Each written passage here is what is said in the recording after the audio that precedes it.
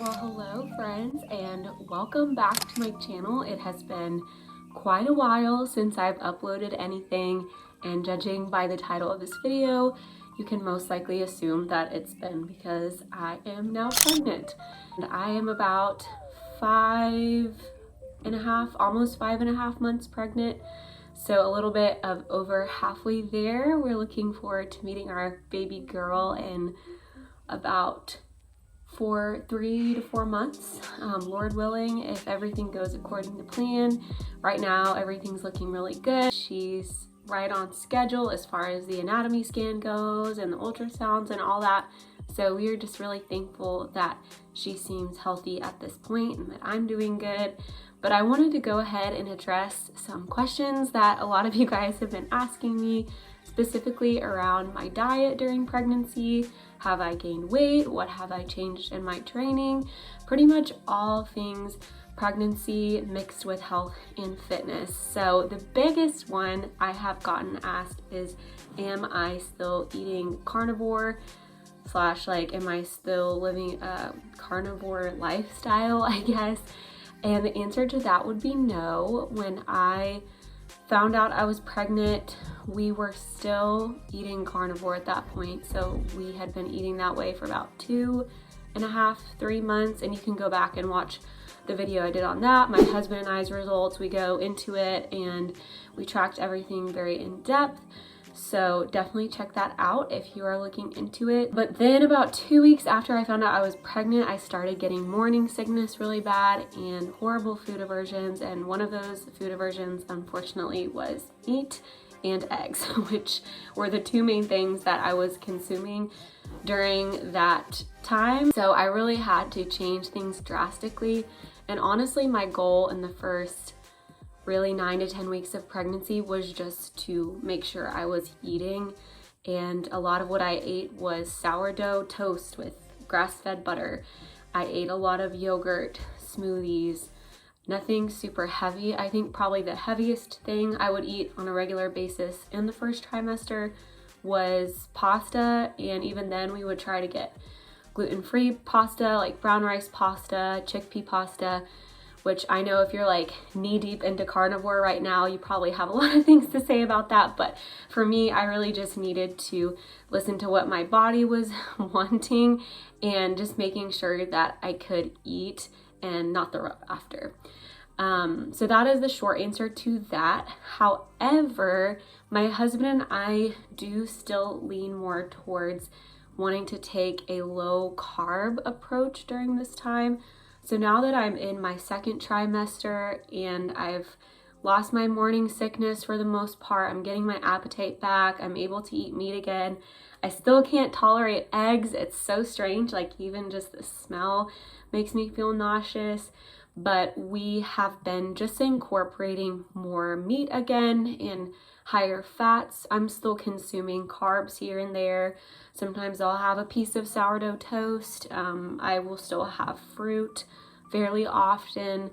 And of course, like there's those random pregnancy cravings that you have all of a sudden, like to drink pickle juice or like eat some Sour Patch Kids.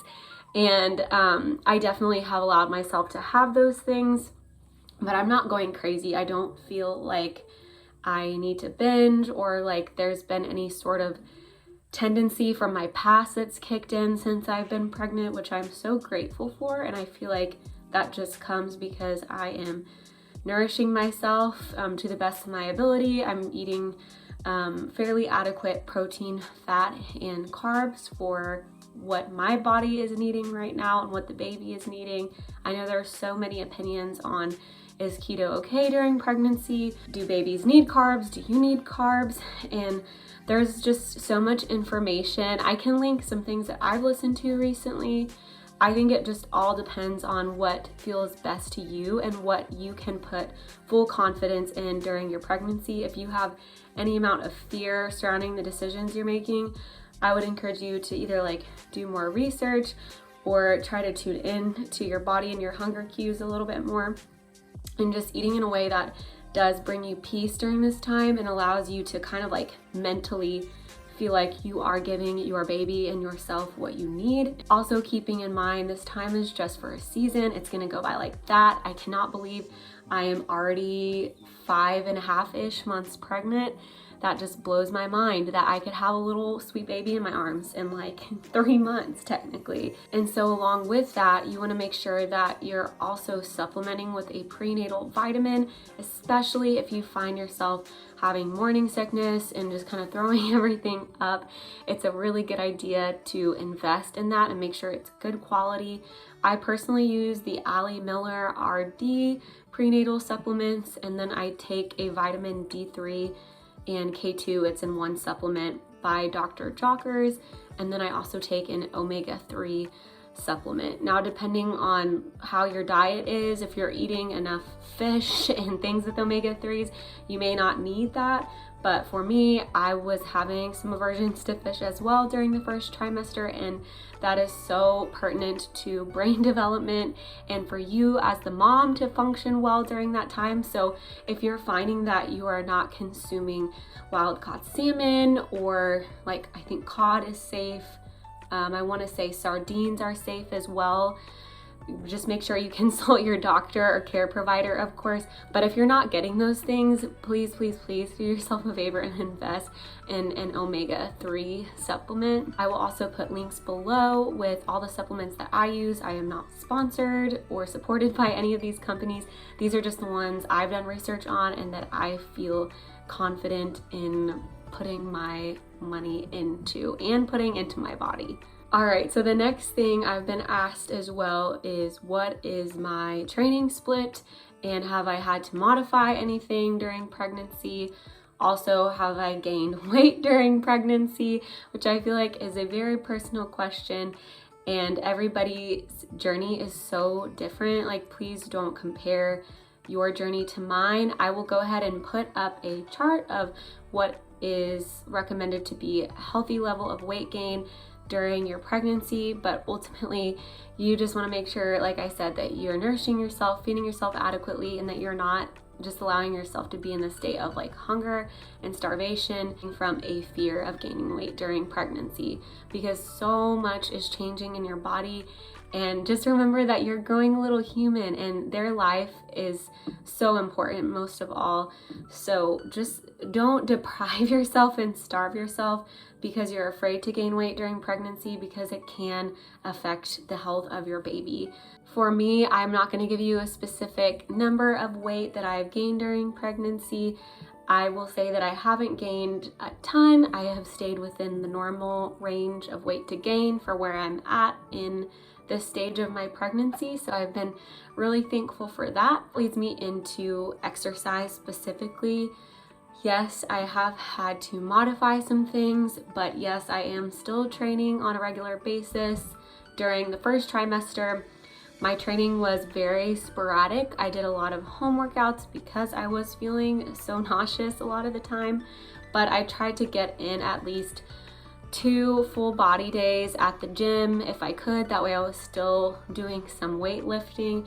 But if at any point I started to feel sick or dizzy or nauseous during my workout, I would stop, I would drink some water and just go ahead and scale it back. And then I would say around week 11 or 12 is when I started getting a lot of energy back. I wasn't as fatigued.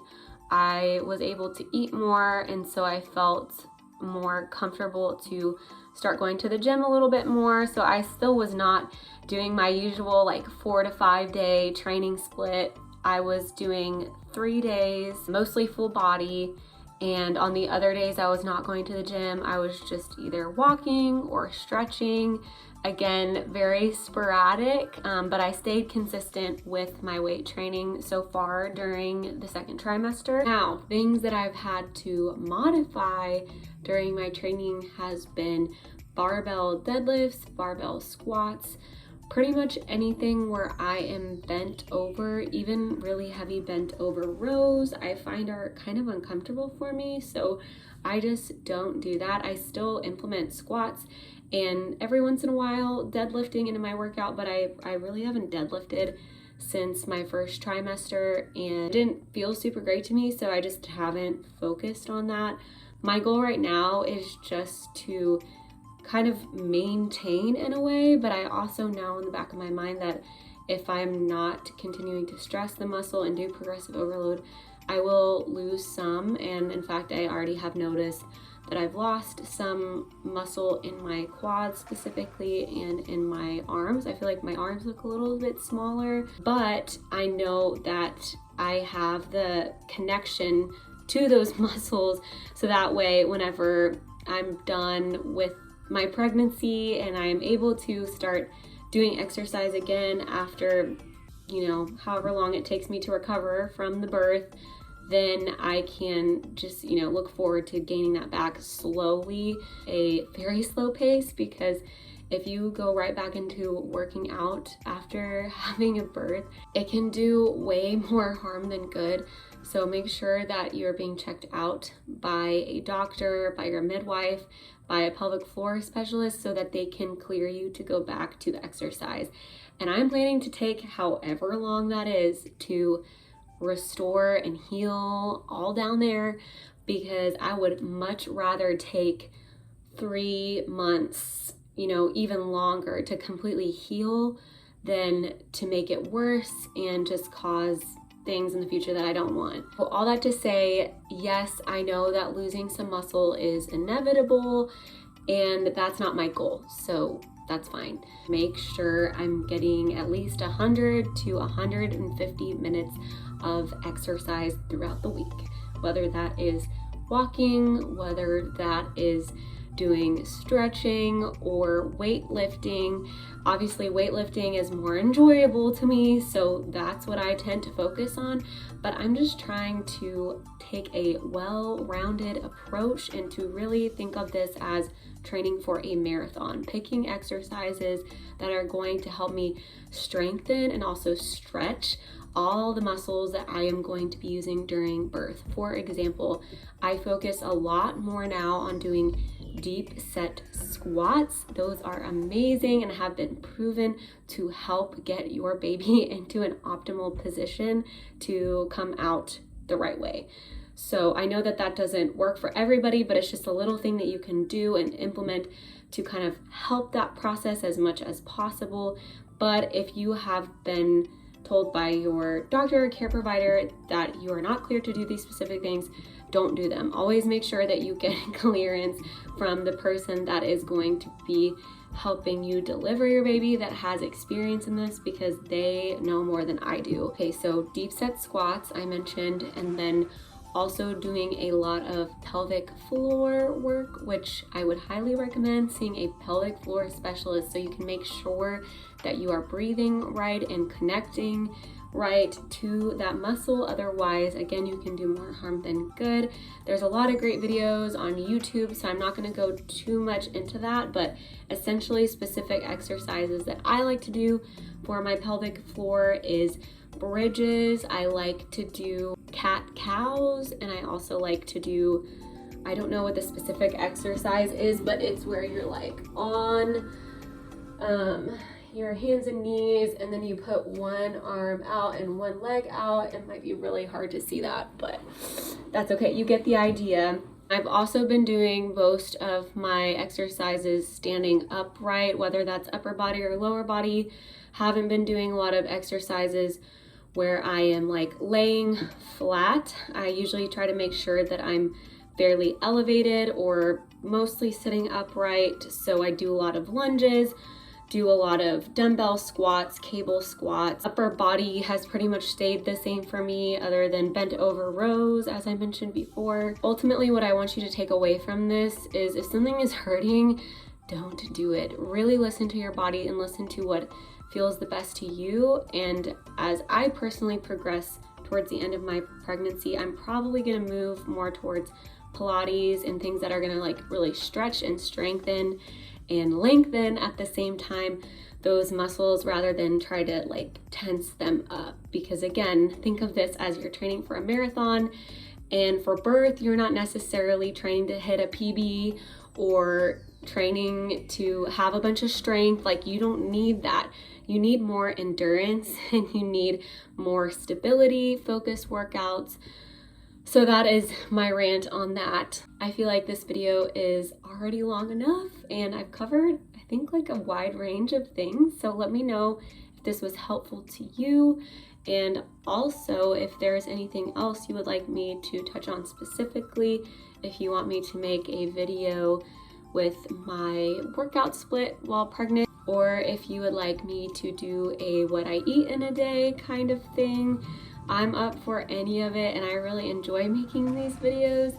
I just haven't really had the time or the mental space or energy to film and edit it, because if you are a YouTuber or you know anything about videos, you know that editing can take a long time. So I really appreciate you guys for sticking around and watching this, and just for your support. I'm so excited to meet our baby girl, and I'm so excited to hopefully help some of you guys along the way with your pregnancy journey, or even just your fitness journey, or if you're thinking about getting pregnant. These are all things that are good to think about before that time comes, rather than find yourself like scrambling for information when it does happen, if it does. So I hope you all have a wonderful weekend. Enjoy the fall weather. I'm so excited it's getting cooler, and I will see y'all in the next one.